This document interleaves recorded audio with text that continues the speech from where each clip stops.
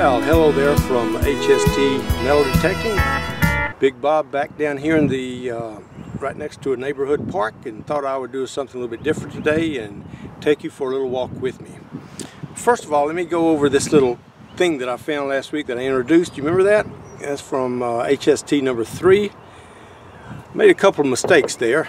I said it was iron, probably iron. Said it had a serial number on it. Well, it turned out to be brass, and it's not. Hadn't got a serial number on it. It's got the letters RACO, which I think stands for Railroad Accessories Company. And they made signal latch locks. You know, the signals that went on the railroad track?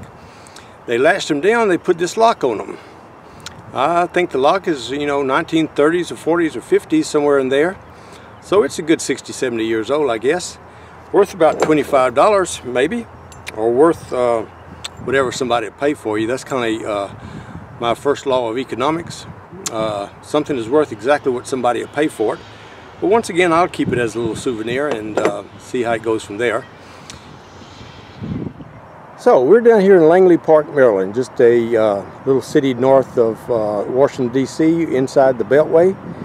And Langley Park right now is kind of famous not for its town, the name of Langley, but the fact that it is absolutely fully populated with people from the Caribbean and from Central America. I guess most of them are illegal or don't want to be stopped by any policemen, but it is purely a Hispanic type of community. I imagine it's 95% Caribbean and Central American. Which brings up this topic of immigration. As far as I'm concerned, I like immigrants. I like the Polish and the Italians and everyone else. Germans, they're great. Irish, well, they're all right too. English. Now, I'm happy with the immigration as long as someone's able to come over here legally, pledge allegiance to the United States, incorporate themselves within our society, become a productive citizen, and there you go. But these people who just kind of come here illegally and want to take advantage of the system still don't consider themselves American, but still says, well, I'm Guatemalan or something, or Haitian. Well, those type of people they could just keep. Illegal aliens, I think they should just shut it down completely. And open it up to the legal immigration, which I think is good. Close down that border, because we don't want to be like that Roman Empire who let those Goths and Visigoths come in from the northern part of their territory. Never thought they were Roman, and ultimately was one of the causes for the fall of the Roman Empire. So let's just go ahead and shut down that border and go from there. Now, walking down this trail, I'm on the way to a creek bottom down here. And what my intentions are, that maybe I can search this water, shallow, and the sandbanks, and if I get really lucky, maybe I'll just find me a piece of jewelry or something that some of these folks may have dropped down here. But it's a nice day, and it's a good day to get out. Well, this place is absolutely full of beer cans. Yes, indeed. What kind of beer is popular nowadays? Bud Light. Yes, indeed. Bud Light and some whiskey bottles, wine bottles and such. Tested out the stream a little bit, but it's got full aluminum also. Aluminum in the sense of aluminum cans. Yes, indeed. It's kind of difficult to deal with a rocky ground full of beer cans. But I know why aluminum is down here so much, because it's darn cheap. Aluminum, if I remember correctly, it's like the third most common element on the crust of the earth. It's the most common metal and third most common element. Yes, indeed. If it's worth anything, then people would pick it up. Go bring it back home or something. But since it's so darn cheap, you can just throw it away and forget about it. Well, here we go again. Trash on top of trash. This kind of stuff just makes you want to cry, doesn't it? That's pretty good. Plastic and aluminum. That's pretty pitiful. Yep, should clean it up. Guess I should clean it up maybe, but I don't know. That's just a mess. People throwing away stuff like that. I wish aluminum cost $100 an ounce. By golly, I bet you wouldn't find any aluminum down here. Actually, I said it was the third most common element. The first two are actually shown in this picture. Number one, of course, is oxygen. You see all that stuff over there on that sandy beach? That's your second one right there. That's silicon. Sand is silicon dioxide. So we got everything here. Well, I guess you could call this, California has a Silica Valley, but this is the Silica Valley of Langley Park, Maryland. Well, I did find something a little bit more interesting than a beer can today. I come up here and I find this bunch of candles. Got a urn over there, got a bowl sitting in the middle, and my assessment is that this is a Santeria altar. Yes, indeed, Santeria. These people from over in Portuguese and Spain stopped by Nigeria and that part of Africa and collected their slave load, came back to the New World, dropped them off in the Caribbean to cultivate that sugar cane. They converted them all, baptized them all into Christianity through the Catholic religion. And the people, all they did was incorporate their own African beliefs in with Christianity and ended up with something called Santeria. So they came down here to cure something. I don't know, cure an evil or cure a backache or something like that. Yeah, maybe I'll look around, which I'm not going to do. They'll probably find me a chicken bone under there. Yes, indeed. Yeah, the blood of a chicken. Well, the Jews, they used the blood of a lamb and an oxen and various other animals they had to purify themselves.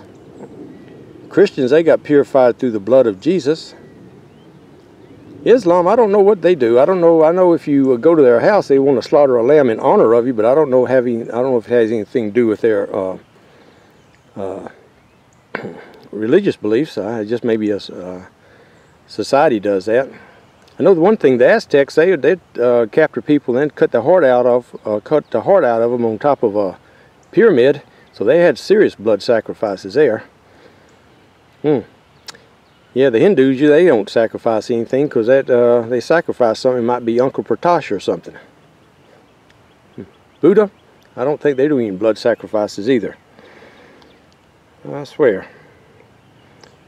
Well, yeah, I knew a guy a few years ago named Carmelo Pasquale. Now, he thought he was invaded by evil spirits, so he had a little voodoo queen come up here and give him a milk and honey bath down here in these woods to get rid of his problems. I saw him a couple of years later. He was a bus driver and he seemed to be doing okay, and I asked him about his evil spirits. He said they was all gone. So I guess it worked for him. Anyway, that's kind of interesting. It's not like a real metal detecting find, but it's just something interesting that you find on while you're doing your little walkabouts. Well, I'm just about going to give up on this place here. I don't really like it. I don't like all the trash. I don't really like the Santeria altars. Trash really makes me almost want to start crying, but I'm not going to cry here on camera today. But anyway, I think I'll head on out. But I did find a couple more of them Santeria altars. About 2 or 3 more of them. They're all a little bit different, I guess. One of them, in particular, was interested in it was a raked out circle. Had something that was burnt in the middle. I figured someone burnt someone's picture or something, but they had the candles and had a bowl there in the middle. Had something in it, but I didn't taste it. I didn't quite trust that. But that scratched out circle reminded me of deer hunting in Louisiana. You know, those white-tailed deer come about fall time. That buck, a little cool weather, shorter day length, testosterone starts running, and he gets romantic.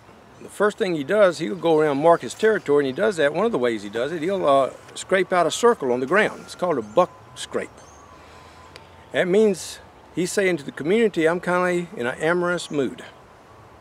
Now the little doe, she comes by, and if she's of a mind to, she'll urinate in that scratched up circle, which means she's telling him, says, if your horns are big enough, I might be willing to hook up. So that's the way they get together. So I was looking at this Santeria circle that was scratched up, and it reminded me of the white-tailed deer. And so I said, how did that happen? I said, well, it's a pretty easy story. You had Carlos and Maria come over here at Langley Park. Carlos, he goes out one night, goes down to the bar, and he doesn't come home. He done run off. He run off with Shaquila. She lives over in the Delphi. Maria, she's awful sad then because her man done left her. And she gets a hold of a local voodoo queen, and they come down here and do a little service on Carlos. Take his picture and they burn it, have all the candles lit. And Maria, I hate to say it, but it's a true story, she urinated in that circle with them candles blowing and took all that scent up, or yeah, incense up, and blew it over to a Delphi. Carlos, he was sitting over there and it hit him. And he just turned around and came home. So now Carlos is back with Maria. And Maria is guaranteed, she thinks that she's the one who did it. But Carlos knows a little bit different, but he ain't saying. It turns out that Shaquila's husband, her baby daddy, he's just finna get out of jail over at 7 Locks here. For 6 months he's been serving time over there for an assault charge with a weapon. Carlos found this out. He's decided it's just about time to get out of Dodge. So he left her, went back to Maria. She took him right straight back, of course. And now they're living happily here in Langley Park, Maryland. So that just always goes to show you. Sometimes, sometimes you think you know what the answer is, but sometimes you don't. You don't know the whole story. Well, anyway, I'm happy for Carlos and Maria. But I think this whole Langley Park thing is real sad. I think the whole, the pollution, the beer cans, the altars, the Carlos and Maria, I think it's a pretty sad place. I'm going to leave here, and I ain't ever coming back again. I don't need to do metal detecting in a place like this. Everything, it wasn't even funny at all for me. Santeria things were, I guess, kind of funny, but in the long run, I'm glad I'm out of there. And I won't be coming back to Langley Park, Maryland. On the way out, though, I did actually find something a little bit interesting. Finally I hit on something that wasn't a piece of aluminum. And it's this jar right here. I'm going to bring that in there. Kind of a messed up old jar. Well, guess what? It's full of coins.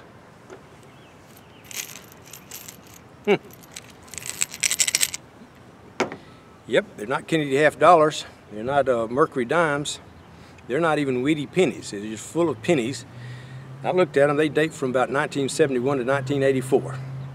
And they're in pretty bad shape. Of course, I always ask myself how'd those pennies get down there, and it wasn't a grown man who did it. I figure it was a kid. And about 12 to 15, we can call him 14 years old. He's saving for his future. He goes down there and buries his coins. There comes a flood down through there after a heavy rain, and it washes that jar of coins away. And he goes back there to find it. He done lost his jar of coins. So they've been in the ground about 30 years. I don't know what to do with them. They're not a treasure or anything, but I'm going to bring them down to that coin star machine at Shoppers, and I'm going to run these pennies through there. I figure I'll get about $4 out of it. I'll take that $4 and go buy Vicky a fish sandwich. That'll make her happy. That'll make me happy. And the only person going to be sad about this venture is that guy who, over at Coin Store, has to take a look at these pennies and say, what in the heck is this? But anyway, that's my little trip out today. It wasn't very exciting, but hope you might find a little bit of interest in it. And we'll see you next time, maybe with something a little bit better.